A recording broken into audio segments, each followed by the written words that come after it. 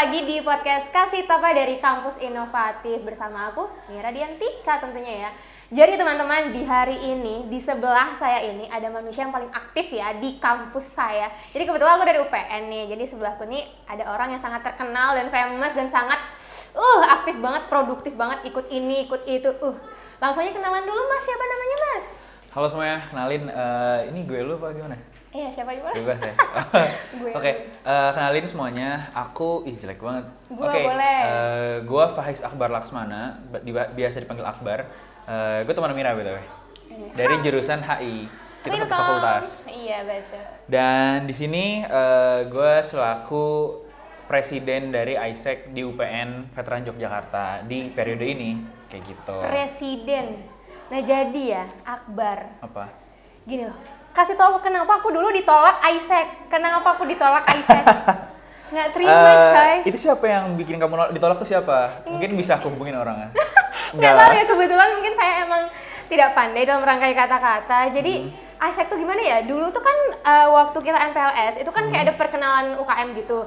Nah ISEC tuh masuk dalam perkenalan. Nah aku tuh langsung jatuh cinta pada pandangan pertama dengan ISEC yang warna biru itu kan. Langsung lah aku daftar. Sekarang merah ya? Sekarang merah. Kenapa merah?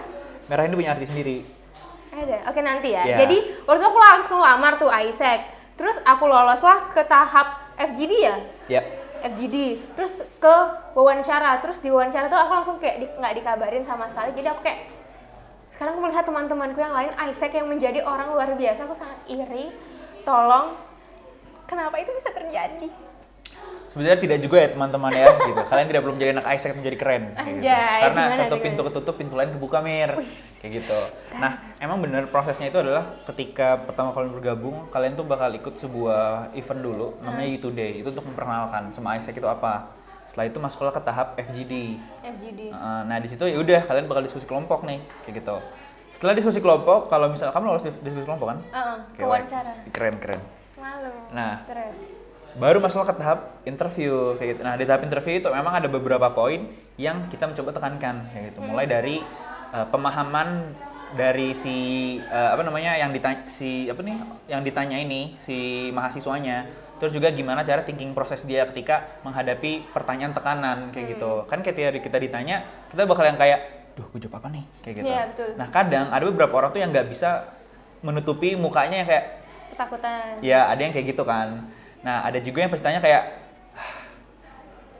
ada yang kayak gitu dulu, kayak dia tenang dulu gitu kan. Nah, sebenarnya itu nggak salah ya, karena mungkin beberapa mahasiswa juga masih baru kayak gitu kan. Tapi memang dari situ kita juga bisa melihat, oh mungkin orang ini perlu persiapan lagi kayak gitu. Oh mungkin orang ini perlu latihan lagi kayak gitu. Pas kamu kemarin kayak gimana emang? Aku waktu yang wawancara tuh, aku sebenarnya di awal-awal tuh masih fine-fine aja. Terus di ending itu ada pertanyaan bahasa Inggris ya teman-teman. Jadi aku kan tidak pintar dalam bahasa Inggris. Jadi aku dikasih tahu satu kata, aku aja nggak inget tuh katanya apa. Jadi kayak menurut kamu arti dari itu apa? Aku kayaknya tahu deh. Apa? Ini nggak sih arti kata dari peace and fulfillment of humankind potential kan? Apa tuh barusan? Itu bukan pertanyaannya. Enggak. Oh, ada satu kata yang ya? disebutin, satu kata yang enggak. Sebenarnya dia ngasih istilah bahasa Inggris tuh lebih dari satu, tapi yang satunya aku bener-bener nggak pernah masuk otak. Jadi kayak aku nggak tahu, jadi aku maaf mbak, aku nggak ngerti. Dijawab asal aja mbak, nggak apa-apa. Maaf mbak, aku nggak kepikiran. Mampus lah gue itu emang tolol banget lah itu. Ya udahlah. Tapi lo waktu itu emang udah belajar wawancara atau gimana waktu dulu? Jadi sebenarnya pas tahu ISEC itu ada, itu tuh dari alumni SMA. Jadi gue alumni SMA 8 Tangerang. Kenal. Pas sebelum lulus kan biasanya siswa lagi pada gabut kan nunggu TBK atau nunggu hasilnya. Nah ada alumni gue yang dia juga ketua OSIS gue saat itu. Bar nih ikut event ini, lo anak HI kan, pengen jadi anak HI kan, nih daftar nih ikut ISEC. ISEC apaan? Coba aja lihat, dulu tuh kita emang punya program namanya Global Leadership Class. Dimana itu program kita kayak bootcamp tapi sama orang bule. Itu masih pasti COVID kan, jadi kayak oke nih bootcamp, COVID, bahasa Inggris, kayak gue ikut. Setelah ikut kayak, wow oke menarik juga, kayak gitu kan. Akhirnya, ya ajaibnya masuklah ke UPN. Terus pas gue masuk UPN, tujuan utama gue adalah bukan HI-nya, tapi ISEC-nya. Oh iya? Iya, karena Serius? tahu UPN tuh dari ISEC, bukan dari UNIF-nya ada apa enggak. Oh, Iya. berarti ISEC UPN tuh seterkenal itu? ICQPN itu udah berdiri tahun 2010-2011 Oke. gitu. Sedangkan kita masuk tahun 2021 kan, berarti udah 10 tahun lebih itu berdiri kayak gitu. Ya di saat itu gue kan dari Tangerang ya, gue nggak tahu nih kalau misalnya ada ICQPN. Tapi dari temen gue yang alumni itu dia bilang, nih Bar ikut Bar, apa nih? Dia ikut aja dulu, baru ikut dan oh ini, oke gue ikut kayak gitu. Jadi tahu dari temen juga sebenarnya. Oke, jadi sebelum kita lanjut ke ISEC itu dalamnya apa, mungkin kamu bisa jelasin tuh ke teman-teman ISEC itu apa sebenarnya? Oke, jadi ISEC itu adalah organisasi kepemimpinan, intinya itu aja. Kayak gitu. Kepemimpinan. Itu aja intinya. Even kalau misalkan cari di Google, itu bakal keyword yang muncul. Kepemimpinan. Kepemimpinan, leadership organization. Nah, background sejarah itu agak panjang. Kita itu berdiri tahun 1948. Itu setelah Perang Dunia Kedua. Iya. Nah, di tahun 1948 itu ada sekelompok mahasiswa dari berbagai negara saat itu dikepalain sama orang namanya Jean Coplin lah nama bahasa Indonesianya, agak susah bahasa Prancis kan. Nah, dia tuh berpikir bahwa apakah perang ini terjadi karena kita nggak ngerti nih keadaan orang yang dari sebelah sana, kayak gitu kan. Sehingga mereka bikinlah sebuah organisasi yang tujuannya itu untuk melatih anak-anak muda untuk dikirim ke luar negeri sana, untuk berkontribusi di negara lain, kayak gitu. Kayak misalnya nih, oke gue orang Indonesia, tapi di Thailand lagi butuh sesuatu, coba deh gue kontribusi ke sana biar gue juga tahu keadaan di Thailand seperti apa, kayak gitu. Nah, sampai sekarang sama gitu. Jadi kita itu adalah leadership organization yang mengejar, kita punya visi peace and fulfillment of humankind potential gitu. Intinya adalah peace and fulfillment itu kita merasa damai dengan diri kita sendiri, dengan kemampuan kita sendiri dalam diri kita, kayak gitu. Makanya peace and fulfillment of humankind potential, ya kita bangga dengan potensi kita bisa manfaatin kayak gitu. Dengan cara apa? Leadership experience kayak gitu. Jadi kita ngasih kalian pengalaman leadership, entah itu kalian terbang ke luar negeri, ke Thailand, ke Hong Kong, ke Slovakia, ke Ceko, itu bisa ke sana kayak gitu kan. Atau kalau kalian nggak mau volunteer, kalian pengen lebih profesional, juga ada pengalaman magang di luar negeri, namanya Outgoing Global Talent kayak gitu kan. Kalau yang volunteer tadi namanya Outgoing Global Volunteer, orang Indonesia terbang ke luar negeri untuk volunteer. Kalau pengen magang, ada juga namanya Outgoing Global Talent, itu kita magang ke luar negeri kayak gitu. Ada salah satu alumni gue, dia itu kerja ikut program OGT itu, Outgoing Global Talent. Dia magang ke Hong Kong, sekarang nggak pulang-pulang. Kenapa? Menetap dia di sana. Karena gajinya katanya besar banget, dan dia kayak udahlah gue di sini aja gitu. Alumni mana? Alumni UPN, HI UPN, iya. Dia sekarang magang di sana. Gara-gara ISEC. Iya, gara-gara ISEC kayak ISEC. gitu.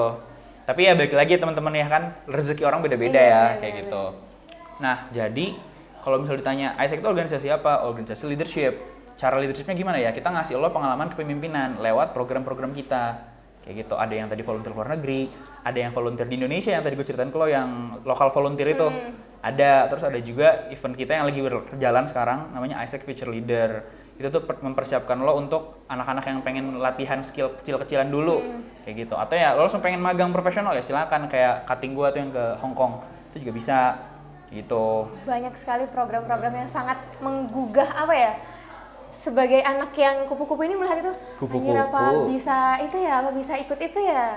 Bisa Next kok, deh, bisa. bisa ikut itu. Bisa kok, bisa. Iya bisa. Bisa. Itu terbuka buat siapa aja. Bahkan batasan umur ya dari usia 25, dari usia kita sekarang nih sampai rentang waktu 25-30. Tapi nggak ada ininya, rekrutmen yang maksudnya kriteria yang dibutuhkan tuh nggak ada? Ada. Nah, kita itu ngebantu kalian bisa tembus ke sana, kayak gitu. Ini spoiler aja ya buat anak FISIP ya. Ini baru di HI gitu kan, baru di HI. Mahasiswa kita yang ikut volunteer ke luar negeri, itu dia nggak ikut KKN. Karena udah convert. Sumpah? Serius. Tertarik nggak tuh? Jadi ya kalau lu pengen, sebenarnya KKN sama volunteer tuh ternyata sama aja gitu. Iya sih. Pas gue kan ikut KKN ya, gue ketua KKN nih. Gue bolak-balik tuh kemarin ke Gunung Kidul. Terus kayak pas hitung-hitungan budget, bensin keluar iya. Kemarin tuh gue isi bensin 100.000, itu 2 hari habis. Bensin 2 hari habis, 100.000 loh itu, NMAX ya kan. Terus belum makan. Jadi sebenarnya hitungan antara kita volunteer di desa dalam tanda kutip KKN atau volunteer di luar, itu sama aja pengeluarannya. Lebih ke lo pengen spending uang lo di mana. Iya benar. Kayak gitu. Nah, temen gue ada anak HI namanya Shiva. Dia ikut volunteer ke Thailand. Dia convertnya nggak ikut KKN sekarang. Itu lo tau dari kapan? Apanya? Itu di convert. Dia cerita, orang bahkan nama dia tuh nggak ada di list KKN. Kan lo tau kan ada list mahasiswa yang ikut KKN tuh. Dia tuh nggak ada namanya. Karena dia udah konversi dan ngajuin ke dekanat. Dikonversi, ya tetap harus bikin laporan ya, tapi konversi jadi nggak KKN. Apakah semua volunteer bisa dikonversi KKN-nya? Nah, volunteer apa itu kita kurang tahu ya, kayak gitu. Karena mungkin ada beberapa organisasi lain yang punya volunteer lain gitu. Kayak misalnya, ada kan ya, kalau nggak salah volunteer yang ke Labuan Bajo, ada juga. Nah, itu kita nggak tahu sistematisnya. Tapi untuk AIESEC sendiri, karena sebenarnya AIESEC itu berdiri dari hubungan internasional. Anak HI yang dulu bikin AIESEC itu anak HI, sama dosen-dosen HI. Nah, Pak Asep itu salah satu yang bikin. Nah, kemarin kebetulan Pak Asep jadi wadek, ya dicobalah, bisa ternyata, kayak gitu. Agak internal ya ini teman-teman. Untuk ini deh, untuk rekrutmen, untuk syarat-syarat yang bisa masuk AIESEC itu siapa aja? Terus apa aja ininya? Pendaftarannya tuh apa aja? Oke, yang pertama harus S2, yang kedua harus bahasa Inggris TOEFL. Ya dong, susah dong Bang. Nggak mungkin dong S2 ya. Jadi kalau pengen jadi anggota membernya, member kayak gue, itu yang tadi, yang proses yang lo laluin sebelumnya. Kayak lo daftar. Apa? Oh, oke. Jadi kalau misalnya pengen jadi member kayak gue, lo daftar di AIESEC yang itu tempat univ lo, kayak gitu. Jadi BTW ada dua nih. AIESEC itu ada university base, ada city base. Kalau city base itu ada di Bandung, Semarang, sama Surabaya. Nah, sedangkan kalau di universitas di Jogja itu ada dua, UPN sama UGM. Nah, yang ingin bergabung, of course harus mahasiswa di dalam universitas tersebut. Kenapa? Karena ya di bawah universitas, nggak mungkin anak mana gabung gitu kan. Jadi anak universitas sendiri daftar ke UPN dan rekrutmennya sama, lo ikut event perkenalannya, which is kayak onboarding. Pasti kan ada onboarding ya, MSCB juga ada onboarding nggak sih? Nah, jadi Anda onboarding dulu, namanya You Today. Setelah itu lo ikut ke fase FGD lo masuk ke tahap interview. Nah, habis tahap interview itu belum selesai. Lo bakal masuk ke tahap namanya probation. Probation itu nanti lo semacam magang dulu di departemen-departemen kita dan melihat lo cocok di mana. Setelah itu baru ntar lo bakal ada pendaftaran lagi untuk menjadi member tetap. Ada gitu. Lagi daftarnya? Ada, untuk menjadi member tetap kita. Oke. Terus berarti kalau orang-orang yang di luar kampus itu, kalau mau ikut AIESEC berarti ambil yang city base itu? Nah, untuk orang-orang yang pengen bergabung tapi bukan dari universitas UPN lah, let's say kayak gitu ya. Kalian belum bisa menjadi anggota kayak pengurus tuh belum bisa. Kayak misalnya ya udah kayak BEM UPN kan anak UPN doang isinya. Sama AIESEC UPN isinya anak UPN doang. Ya karena kita di bawah mandatnya rektor kan. Tapi untuk ikut program-program kita yang kayak tadi volunteer, terus juga global talent yang magang, AIESEC Future Leader atau local volunteer, itu bisa dari mana aja gitu. Kenapa seperti itu? Karena AIESEC itu pengen nggak cuman mahasiswa di UPN doang yang bisa ikut program kita, nggak pengen impact yang kita kasih itu cuma di UPN doang. Kita pengennya oke, mungkin pengurusnya dari sini, tapi lo semua bisa ikut program kita untuk mengembangin diri lo, kayak gitu. Kita tuh sekarang banyak, kemarin ada peserta gue kan dulu ketua event gitu ya. Nah, ada dari UNY, UTY, terus ada dari, bahkan ada yang dari luar kota kalau nggak salah, dari Jambi apa ya, kurang tahu juga sih. Ada yang dari UIN Sunan Ampel itu di Surabaya kalau nggak salah. Ada yang dari sana juga. Jadi emang tersebar luas kalau untuk ikut program kita. Tapi ya terus pengurus kita di bawah universitas, dimana universitas pun kalau misalnya kita daftarin ya nggak bisa karena nggak ada NIM-nya kan, mahasiswa yang di luar UPN. Nah kayak gitu. Berarti terus kalau untuk program-program unggulan dari AIESEC apa aja? Oke, jadi kita tuh punya beberapa program unggulan. Yang pertama itu adalah Global Volunteer, yang magang ke luar negeri tadi. Yang volunteer. Kayak Shiva temen gue yang dia nggak KKN itu. Terus ada Global Talent, yang dia magang ke luar negeri, yang kayak cutting gue yang sekarang di Hong Kong. Kemudian ada AIESEC Future Leader, itu kayak pelatihan 3 bulan bootcamp. Tapi itu skill yang masih basic, AIESEC Future Leader namanya. Terus ada Local Volunteer, itu untuk jadi buddy-nya bule. Sekaligus nanti lo bakal ikut cross culture understanding sama si bulenya, kayak gitu. Jadi kita ada itu. Berapa itu? 5, 4? Global Volunteer, Global Talent, terus juga AIESEC Future Leader, sama Local Volunteer itu ada 4, kayak gitu. Nah itu offline semua kah? Maksudnya yang online itu berarti yang lu bilang dari yang Surabaya bisa ikut, itu yang online? Itu yang AIESEC Future Leader gitu. Nah AIESEC Future Leader itu bisa offline, bisa online.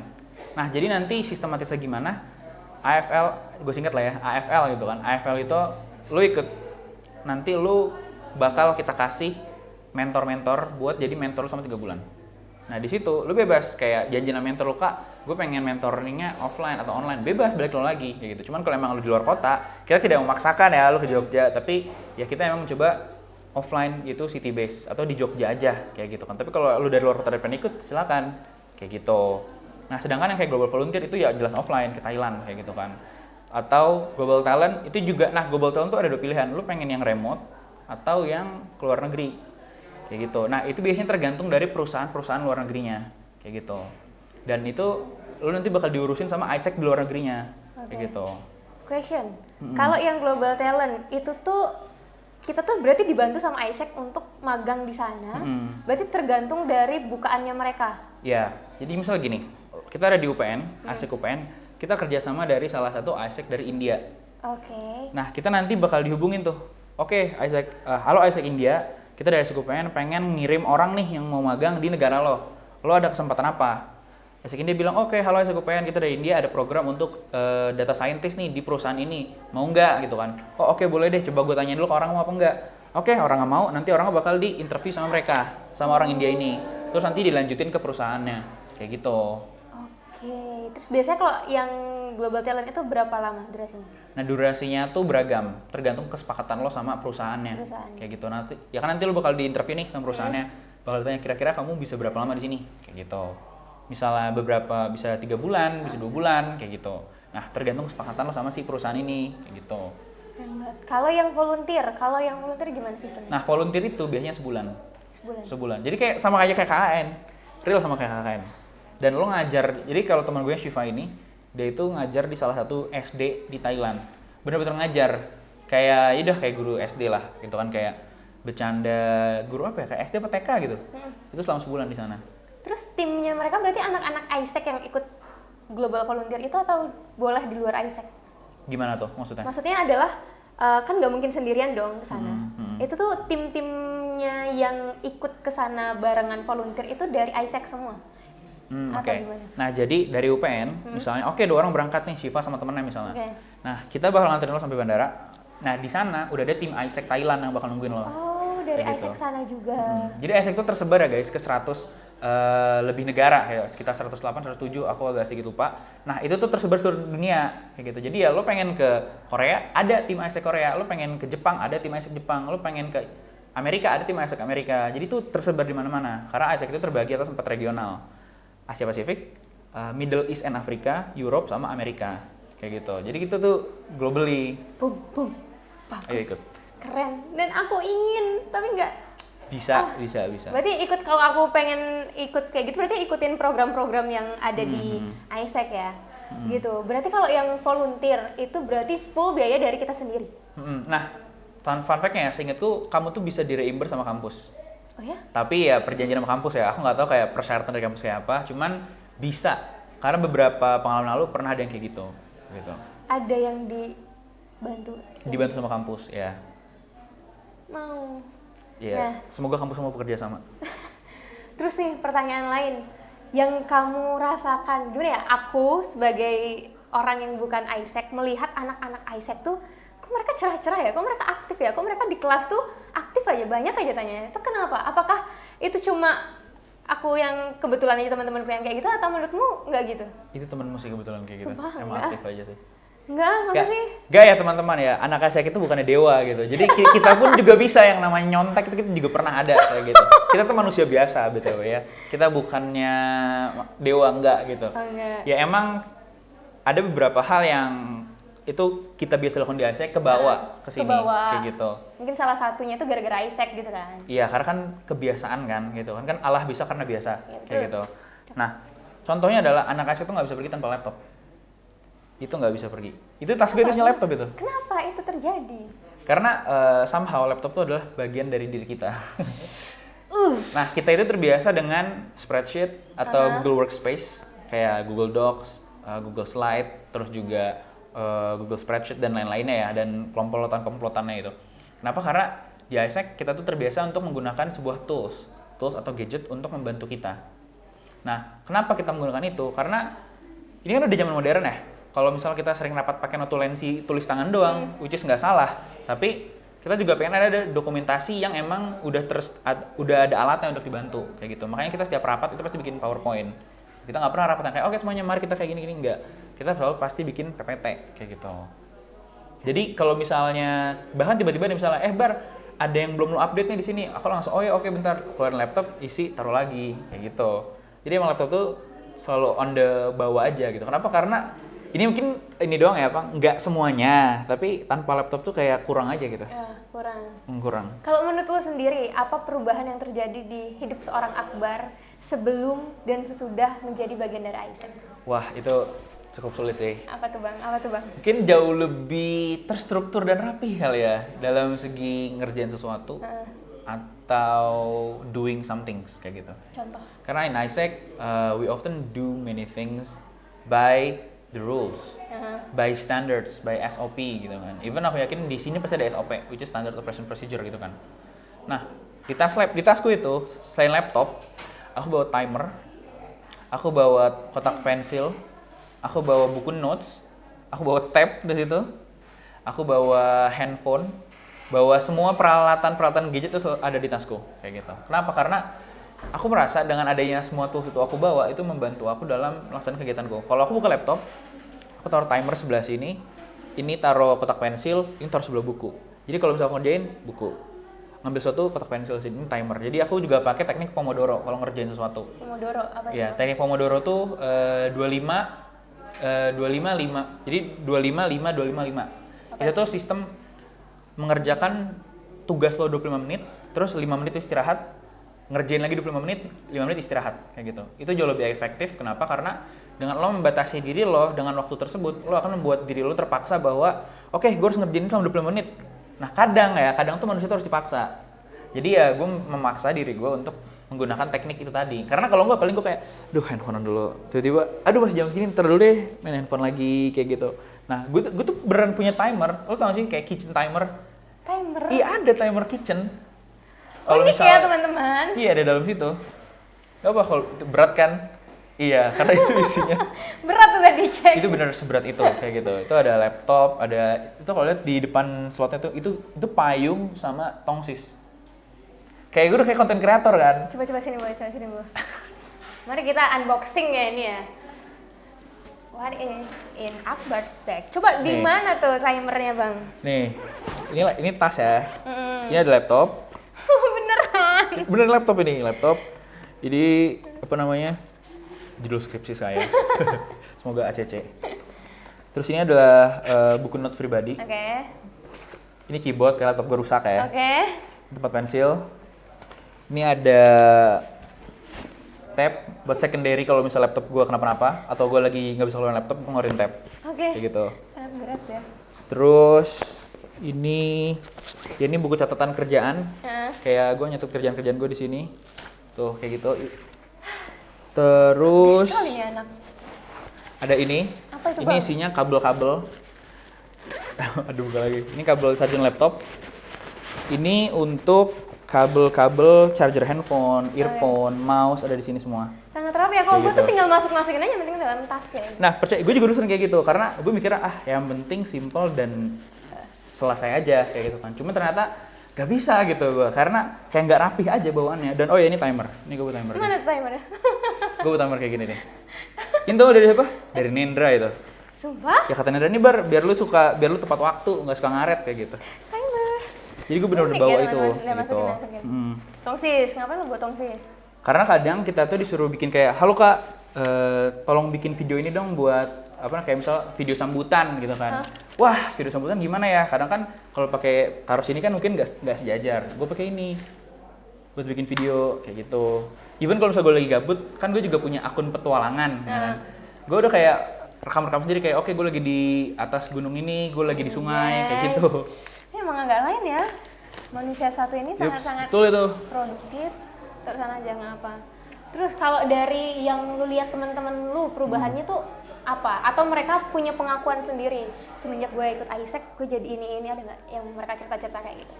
Sebenarnya dalam term skills, dalam istilah hard skill dan soft skill gitu ya, itu ada jelas kayak misalnya gue yang awalnya nggak ngerti spreadsheet, gue jadi ngerti nih gitu. Gue yang awalnya nggak bisa pakai Google Docs jadi terbiasa. Gue yang awalnya nggak detail jadi detail gitu kan. Gue yang nggak pernah pakai website gue jadi bisa pakai website kayak gitu. Ada yang kayak gitu, tapi mostly adalah pengalaman inner journey lo kayak gitu. Jadi Isaac itu punya yang namanya inner dan outer journey. Itu salah satu standar yang kita laksanakan. Jadi inner tuh ada 8, outer tuh ada 8 dan kayaknya gue nggak bisa sebutin di sini ya banyak gitu kan. Intinya adalah inner journey itu adalah perjalanan dalam diri lo atau kayak tekanan yang lo rasakan dari diri lo sendiri yang kayak pokoknya itu cuma lo yang rasain dan itu ada di dalam diri lo gitu kan. Ada juga outer journey, yaitu pengalaman lo sama faktor-faktor eksternal di luar dari diri lo, which is teman lo, tim lo gitu. Nah itu mereka mengalami perubahan di situ, kayak misalnya orang awalnya gerasak gerusuk sekarang jadi lebih sabar, ada yang dulu kayak suka marah-marah sekarang lebih sabar, ada yang di awal gerasak gerusuk tapi sekarang lebih berpikir dulu, kayak misalnya nggak langsung apa ya, nggak apa sih biasanya nggak ceroboh, ada yang kayak gitu, ada yang ketemu sama orang yang awalnya malas sekarang jadi lebih friendly, ada yang dia awal kayak suka ngejudge orang sekarang lebih sabar dalam menilai orang. Itu tuh kayak faktor-faktor perubahan yang dialami sama beberapa temen gue yang dia cerita ke gue kayak gitu. Oke, kalau kayak gitu, seorang Akbar nih, kenapa Anda bisa sampai di tahap maksudnya sebagai seorang Akbar yang sekarang itu sebagai LCP gitu ya, presiden apa? Presiden of Isaac Open VY. Itu gimana tuh ceritanya? Coba diceritakan Bang, kenapa seorang Akbar bisa? Apa itu, ceritakan Bang. Nah, jadi berawal dari gue tahu masuk kuliah ya. Gue itu ikut ASEC hanya ingin untuk apa? Untuk famous. Sumpah. Ya maba ya kan, ya lu nggak mau famous nggak mungkin nggak sih kayak gitu. Atau istilahnya nyari kenalan dulu yang banyak, networking gitu kan. Nah, yaudah kan, gue masuk ASEC nih. Gue ngerasa anjay gue keren banget gitu. Gue anak himpunan, gue anak ASEC, kayak kurang sibuk apa gue kayak gitu. Anjay gue keren gitu. Tapi ternyata gue menemukan perbedaan antara himpunan dan ASEC nih. Kayak himpunan kan emang kita lebih apa ya, lebih kalem ya. Terus juga bahasanya workflow-nya tuh lebih stabil, lebih santai kayak gitu kan. Lebih yang kayak oh yaudah tanggal segini rapat jam segini, oke. Kalau nggak bisa udah nggak apa-apa kayak gitu misalnya. Nah kalau di ASEC itu kita nggak bisa, kita lebih kayak terstruktur. Kayak misalnya oke, kita punya schedule jam segini sampai jam segini, rapat mulai jam segini sampai jam segini ya, nggak boleh lewat, nggak boleh telat gitu kan. Dan itu tuh awal bikin tekanan buat gue kayak, hah, masa sih? Ya masa gue telat 10 menit doang nggak boleh? Gue pernah mikir kayak gitu. Jadi gue pernah diomelin sama kadif gue karena gue telat 10 menit dan gue nggak ngabarin gitu. Biasanya kan kita telat, ya udahlah, yang penting datang gitu. Nah di situ gue diomelin kayak, Akbar kamu nggak boleh telat 10 menit gitu kan, gini-gini, ada informasi yang kamu tinggalin gini-gini. Gue pikir kayak, ya elah 10 menit doang kenapa sih, awalnya kayak gitu. Dah, cuman semakin gue sering diomelin kan gue semakin kayak, udah gue nggak pengen diomelin lagi. Akhirnya gue jadi tepat waktu, yang awalnya kita tuh meeting jam 7, kita harus mulai jam 7, nggak bisa jam 7, mulai jam 8, jam 7 mulai jam 7.45 tuh nggak bisa. Jadi jam 7, ya udah jam 7, kayak gitu. Dan itu ngelatih gue jadi kayak, lebih teratur kayak gitu kan. BTW gue mulai bawa tas-tas sebanyak ini itu kayaknya pas gue semester berapa ya, semester 4, semester 5 deh, pas udah mulai memahami ASEC seperti apa kayak gitu kan. Nah, intinya gue merasakan sesuatu yang berbeda aja, kayak gue jadi lebih teratur, gue ketemu juga sama orang-orang yang keren gitu kan. Karena dan gue baru sadar ya, networking itu nggak dibangun pas lu baru kenalan doang, tapi networking itu udah harus lu siapkan ketika lu udah jadi seseorang kayak gitu. Jadi kayak misalnya lu baru masuk kuliah, lu networking, itu benar, itu lu mencari teman kayak gitu kan. Tapi ketika lu ingin mencari orang yang lebih pinter dari lu juga harus menjadi orang yang pinter dulu untuk mencari orang yang lebih pinter daripada lu kayak gitu kan. Nah di ASEC gue ketemu sama beberapa orang yang keren kayak gitu, sampai akhirnya gue diundang ke Indosat, gue diundang ke Goto tuh yang di Jalan Solo, ada Goto di sana, ada kantor Goto di situ. Sumpah nggak kelihatan emang, tapi ternyata wow ini ada kantor Goto di sini. Gue diundang ke Indosat, terus juga gue ketemu sama foundernya ASEC Indonesia, nama anak UI, beliau tuh anak tahun berapa ya gue lupa, tapi alumni UI gitu kan. Dan gue kayak wow ternyata sejauh ini ASEC bisa membawa gue kayak gitu kan. Sepertinya if I took ahead lagi sedikit di ASEC, mungkin gue akan mendapatkan opportunity yang lebih besar lagi kayak gitu kan. Jadi yaudah I decide to be untuk apply kepada organisasi ini kayak gitu. Karena menurut gue kita masih muda ya kayak gitu kan, dan hidup itu pelajaran bisa diambil dari mana aja kayak gitu. Dan menjadi presiden di ASEC adalah keputusan yang dimana ketika lo udah berani memutuskan untuk diri lo sendiri di situ. Nah, kalau menjadi pemimpin gitu kan, dan ini baru gue sadari sekitar setahun yang lalu, pas gue juga jadi kadif gitu kan. Gue dulu berusaha menjadi orang yang selalu disukain sama semua orang. Ya udah friendly lah, orang people yang friendly, people pleaser gitu kan. Sampai gue nonton video dari siapa ya, dari Bill Gates apa ya kalau nggak salah, atau salah satu dari Joe Rogan, itu kayak podcast yang juga gue tonton.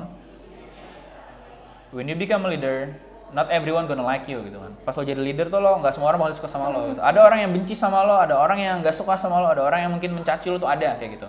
Kenapa? Karena lo leader gitu, lo udah punya pendirian. Kalau lo pengen disukain sama semua orang, lo nggak usah jadi pemimpin, lo jadi tukang es krim. Siapa yang nggak suka tukang es krim? Ya kan?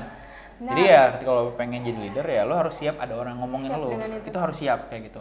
Lagian juga ya, gue pernah menemukan patah ini dan ini menurut gue lebih dek gitu. Kan gue seorang muslim ya gitu kan. Allah dan Nabi Muhammad aja ada yang menghina. Sejak kapan kita manusia biasa nggak dihina? Kayak gitu. Tuhan aja dia yang hina loh. Masa kita nggak apa ya lolos sih dari mulut orang kayak gitu. Kan jadi kayak hinaan tuh mungkin adalah hal yang biasa ya gitu. Jadi udahlah. Lagian juga kalau orang ngata-ngatain gue juga nggak ngaruh kayaknya hidup gue. Gitu. Oke, gue ambil kayak gitu. Dan ya udah. Bahkan gue masih nggak percaya ketika gue jadi presiden ya. Hamin satu gue jadi presiden. Gue ngegantung jaket presiden gue. Terus gue kayak what have you done gitu. Lu ngapain nih? Lu ngapain jadi presiden? Gue ada keraguan juga gitu kayak lu ngapain jadi presiden? Lu bisa gini. Lu ngapain kayak gitu. Nah, kadang salah satu hal yang gue dapatkan juga ketika di ASIK adalah perasaan bersyukur. Bersyukur tuh kadang dari mana aja ya gitu kan. Cuman gue mendapatkan bersyukur tuh dari ASIK itu. Kenapa? Sebenarnya yang susah itu bukan milih. Bukan kayak misalnya ada option nih, lu pengen MSIB di A atau MSIB di C gitu kan. Kan pilihan tuh ya. Sebenarnya yang sulit itu bukan lo milih, tapi yang sulit itu adalah ketika lo harus bertanggung jawab sama pilihan lo. Kayak gitu. Jadi kayak misal, oke, gue milih presiden ASIK daripada gue milih jadi ketua di organisasi kampus misalnya. Ya udah, mungkin gue tinggal milih A atau B dengan pertimbangan masing-masing ya. Tapi pas lo udah jadi, lo pasti bakal kayak left out dari beberapa informasi di sana. Nah itu udah resiko yang harus lo ambil gitu. Nggak bisa lo pengen, oke, gue pengen semuanya. Itu manusia biasa kayak gitu kan. Jadi di sini gue berusaha memahami peran gue sekaligus belajar bahwa I try my best, I do everything that I can. Apapun hasilnya ya udah, ini adalah hasil yang udah gue sampaikan kayak gitu. Jadi ya everything will be alright at the end. If it's not alright, then it's not the end. Kayak gitu. Itu sih Mir. Jadi akhirnya gue kayak menjalani ASIK gue sebagai presiden ini, sekarang gue udah jadi leader, which is ada beberapa hal yang nggak bisa gue lakukan sembarangan, gitu. Karena people look up into me. Dan ya I have to show them that I'm a great leader juga. Karena lu nggak mungkin punya contoh Kajur nih ya. Kita kan ngeliat Kajur pasti agak segen, agak takut ya. Gak mungkin kan Kajur kita tiba-tiba teriak-teriak di jalanan kayak wah, kan nggak mungkin kayak gitu kan. Ya kali. Jadi emang ada beberapa hal yang emang itu tuh menekan diri lo untuk lo menjadi disiplin. Kayak gitu. Including ya tadi mulai dari disiplin waktu, lu makan, lu mandi, lu laptopan, lu main handphone. Itu gue memaksa diri gue untuk seperti itu, kayak gitu. Susah banget anjir. Apalagi gue kan anaknya suka kayak antar lo, gue main game dulu lah. Gue kan main game ya. Terus kayak main game, 10 menit lagi, rapat lagi. Apa gue mundurin ya? Nggak bisa gitu. Oke, gue harus rapat. Kayak gitu. Itu tuh juga ada struggle di dalam diri gue untuk bisa ayolah kita rapat aja lah gitu. Just main game kayak gitu. Apa ya? Jadi menahan diri lo itu. Jadi gini, manusia itu kan didorong sama nafsu ya.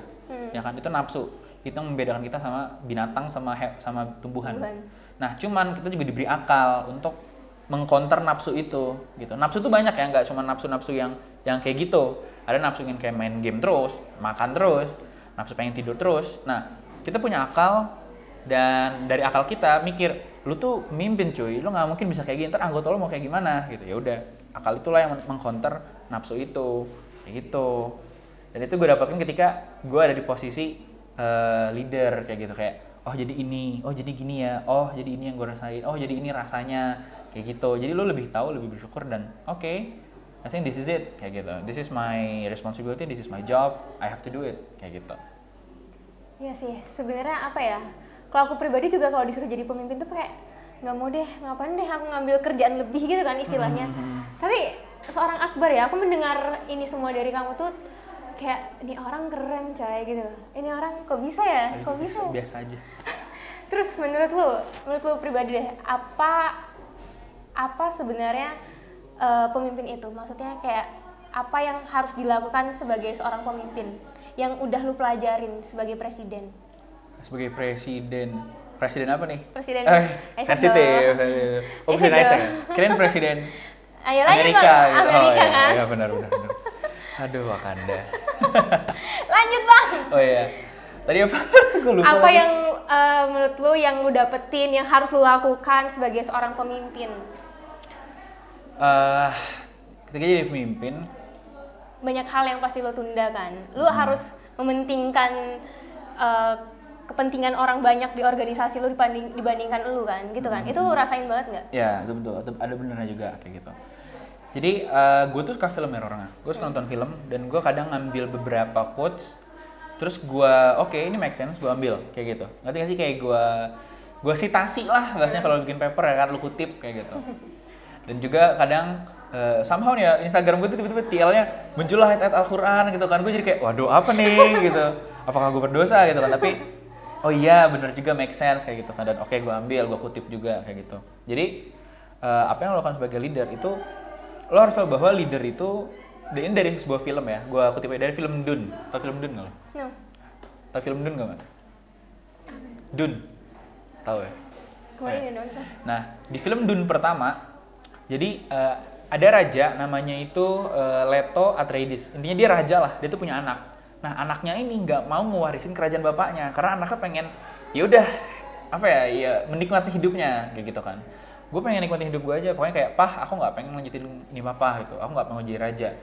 Bapaknya ngomong gini, a great leader doesn't seek to lead, he is called to it and he answers. Jadi pemimpin yang baik itu bukan pemimpin yang kayak udah gue aja jadi pemimpin sini, enggak. Tapi pemimpin yang baik itu adalah ketika lo terpanggil dan lo menjawab panggilan tersebut kayak gitu. Jadi lo kayak, ini kadang ada dorongan dari person kayak misalnya gini nih, aduh organisasinya gimana nih, gue punya ide untuk kayak gini, apa gue lanjut apa enggak ya.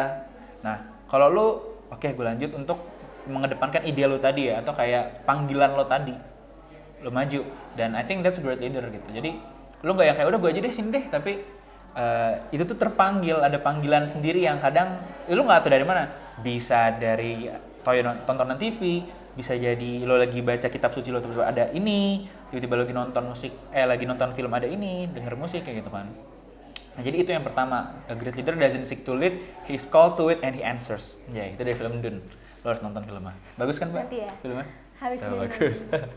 Nah yang kedua, kenapa jadi pemimpin itu serem-serem enggak gitu? Sebenarnya menakutkan ya kayak gitu. Karena dalam Islam, tiap-tiap dari kamu adalah seorang pemimpin, dan seorang pemimpin itu akan dimintai pertanggungjawabannya kayak gitu. Jadi ya even kita tuh udah pemimpin sebenarnya. Lo mimpin buat diri lo, ya kan?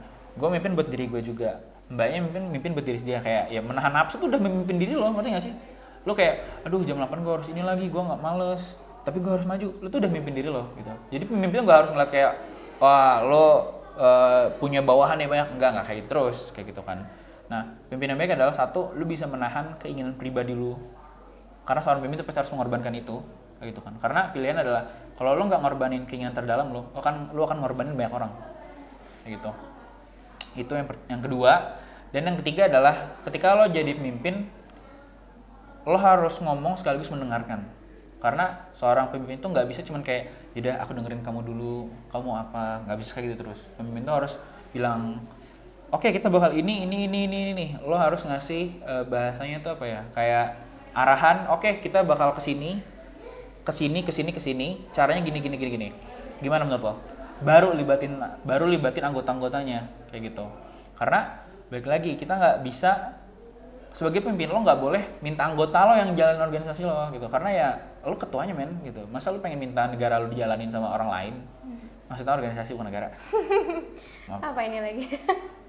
Nah intinya adalah ketika lo jadi pemimpin, lo harus bisa menjadi contoh, sekaligus ada di belakang untuk melihat mereka gitu. Gue paling suka quotes dari, gue lupa nih, ini quotes dari bapak pendidikan kita kayaknya. Apa tuh? Kan ada 3 tuh, apa namanya, Ingarso Sungtulodo, terus juga Tuturi Handayani, sama satu lagi yang di tengah tuh, gue lupa sebutannya apa. Pokoknya di depan memberi teladan, di tengah memberi semangat, di belakang memberi dorongan kayak gitu. Nah pemimpin tuh menurut gue harus bisa menerapkan 3 itu. Lo di depan, oke, semuanya ayo kita ke sana. Di tengah-tengah, ayo kita bareng-bareng yuk jalan yuk. Di belakang, ayo gue bantuin. Kayak gitu. Jadi itu quotes yang bagus. Karena sebentar lagi juga hari pendidikan. Iya. Ya kan? Kayak gitu. Oke. Sangat apa ya? Banyak quotes ya teman-teman. Di podcast kali ini sangat banyak quotes yang kita dengarkan dari saudara Akbar ini. Akbar, Isaac itu enak nggak? Asik nggak? Asik banget nggak? Atau yang aku lihat ya, itu kan sangat wow, banyak sangat mendapatkan ilmu, dapat banyak pengalaman yang aku lihat sebagai orang di luar Isaac. Menurut kamu, Isaac tuh seberapa worth it untuk teman-teman mahasiswa yang lain? Oke. Untuk bilang dia worth it apa enggak, gue nggak bisa bilang itu. Lo harus ngerasain sendiri. Itu menurut gue. Kenapa? Karena bisa aja buat gue worth it, buat lo enggak. Kayak gitu. Iya sih. Ya kan? Bisa jadi kayak gitu. Karena bilang worth it apa enggak, itu subjektif. Cuman dari perspektif gue itu worth it. Kayak gitu. Cuman kalau dari perspektif itu mungkin berbeda ya. Cuman gue bilang, dari individual gue sendiri yang subjektif, gue bakal bilang yes, it is. Kayak gitu. Cuman kalau buat orang lain, you should try it. You should try it. At least once in a lifetime. Kayak gitu. Karena ya kita punya umur panjang, nggak tahu mati kapan kan, cobain. Kayak gitu. Cobain aja. Menurut gue worth it, karena tadi ya gue mendapatkan inner journey gue yang kayak pergolakan batin yang kayak aduh gimana nih, aduh apa gue kayak gini, sama outer journey gue dimana gue bertemu dengan orang-orang, gue ngobrol sama mereka, gue merasakan apa yang mereka rasakan, kayak gitu. Itu menurut gue worth it banget. Ditambah networking itu juga nggak bohong ya, networking itu juga ada men, kayak gitu. Gue pernah ketemu sama orang-orang dari Gotoh, gue diundang, gue ketemu sama orang-orang dari Vietnam, itu dari situ juga gitu loh. Jadi ya networking itu juga berpengaruh di sana, kayak gitu kan. Jadi menurut gue itu worth it. But buat lo, gue nggak tahu. But one thing yang lo harus tahu, you should try it, kayak gitu. At least one in a lifetime, kayak gitu. Terus kalau kita mau coba nih, program-program apa yang akan berlangsung untuk kedepannya dalam waktu dekat ini? Oke, sebentar lagi kita bakal ada program lokal volunteer namanya. Lokal volunteer itu adalah salah satu program dari kita, di mana nanti kita itu akan mendatangkan bule ke Indonesia untuk mempelajari hal-hal di Jogja. Kayak gitu kan. Nah, salah satu program kita itu namanya Happy Bus. Jadi bule ini bakal ngajar di sebuah sekolah dan bule-bule ini butuh teman, kayak gitu. Nah, temennya adalah kita orang Indonesia, kayak gitu. Nah, if you want to mau belajar bahasa Inggris, itu basic banget ya. Lu pengen ngerasain nggak sama bule itu seperti apa? Nggak cuma dari Instagram doang gitu kan. Dan come with us, kayak gitu. Rasain pengalaman lo nemenin bule, motoran sama dia, jalan-jalan, lu mungkin ngedate sama bule, siapa tau jadi jodoh lu ya kan. Siapa tahu. Cobain aja, lokal volunteer by Isaac in UPNVY. Berarti infonya dapat di mana, di IG? Infonya di Instagram kita, ada di Isaac in UPN Veteran Yogyakarta, bisa dibuka aja. Dan nanti mungkin aku share ke kamu, member. Oke, ntar bakal di-share. Jadi teman-teman, info-info tentang Isaac, kalau kalian mau tahu, mau ikut programnya Isaac, langsung aja follow di IG-nya Isaac. Ya, itu apa tadi? UPNVY.